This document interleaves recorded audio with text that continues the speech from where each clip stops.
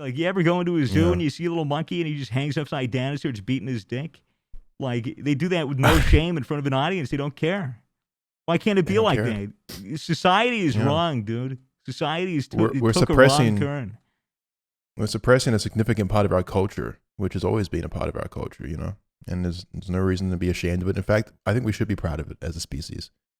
Because not everyone can do this, you know? Not every species can do this. We've talked about this just recently, what kind of animals can jerk off. Quite a few of them can, but no one arguably can jerk off as well as we can. We're very one of those creative. Things that humans just do best.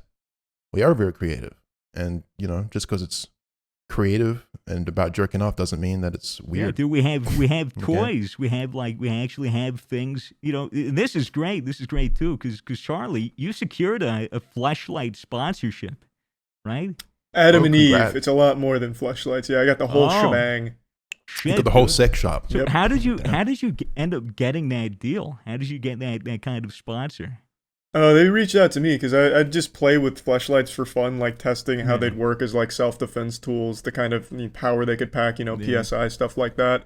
And then Adam and Eve reached out asking if I'd want to do that with some of their shit. And I was like, oh, absolutely, because that's like, you know, Willy Wonka's factory when it comes to sex toys.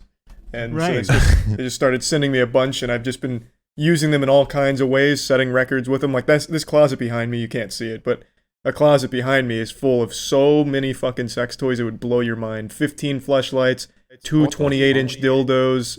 It's just more than you can imagine. Holy fuck. So you're like a one-stop sex shop, really. People just come over to your house, you know, instead of offering them a drink, you just go, hey, dildo? Yeah, like if I was to have a birthday party, if I was still celebrating birthdays, my goodie bags would have so many little vibrators and stuff, just things you could use for leisurely activities.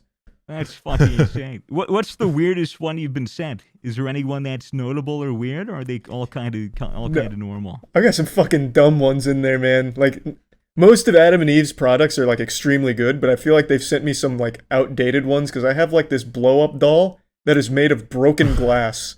Like, it is nothing but jagged edges. It's like having sex with Lara Croft from the PS1.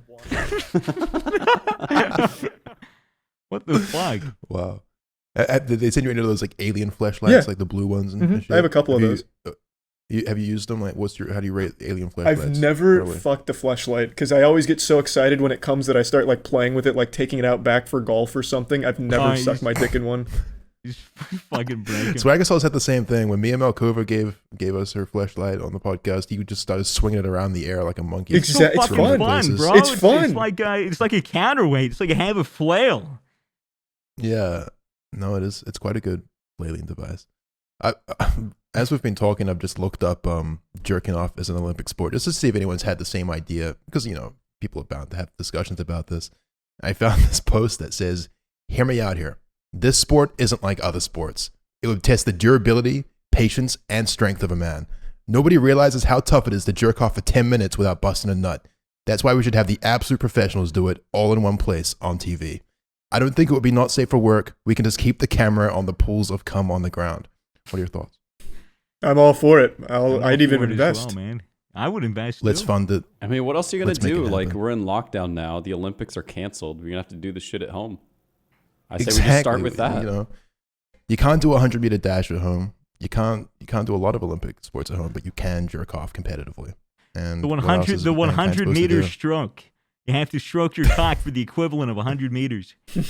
So how many strokes is that? Because what's one pump? It depends on your cock. So smaller guys would have to go quicker, and longer guys would have to keep a steady pace.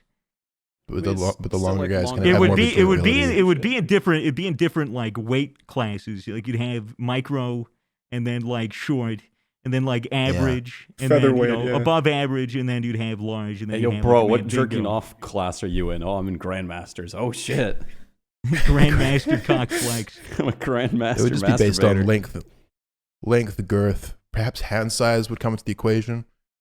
You know, you'd have like lube sponsors be like, "We got the fastest lube in the West. This lube will just glide off your cock."